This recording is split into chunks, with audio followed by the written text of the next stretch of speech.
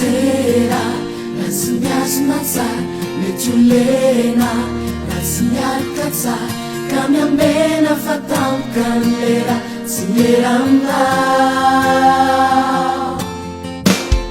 Tsy moramora ny lalana ny tsara teo sika miaina eto an-tany ny tany malama ihany. Mety anjera raha tsy miazona tsara mety ho lena raha tsy miarika tsara ka miambena fa tampoka ny lera tsy mera aminao. Tazony aho Jesosy siala aminao, arovy aho Jesosy fa mialoka aminao. Faneo an-tananao irery no tsisy arombakay ka tanao mba ho anao mandraky izay. Tsy moramora ny lalana ny tsara teo sika miaina eto an-tany ny tany malama ihany. Mety anjera raha tsy miazona tsara mety ho lena raha tsy miarika tsara ka miambena fa tampoka ny lera tsy mera aminao. Tazony aho Jesosy siala aminao, arovy aho Jesosy fa mialoka aminao. Faneo an-tananao irery no tsisy arombakay ka tanao mba ho anao mandraky izay. Tazony aho,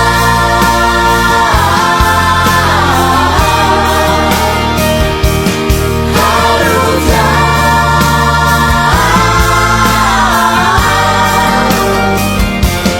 fikiro aho,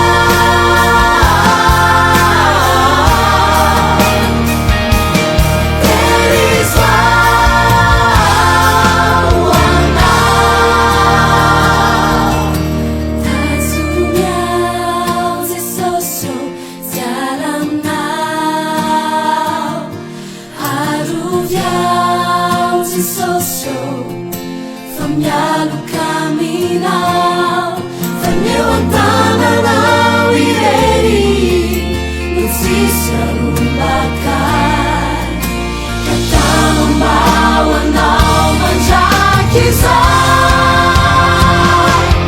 Tazony aho Jesosy siala aminao, arovy aho Jesosy fa mialoka aminao. Faneo an-tananao irery no tsisy arombakay ka tanao mba ho anao mandraky izay. Tazony aho Jesosy siala aminao, arovy aho Jesosy fa mialoka aminao.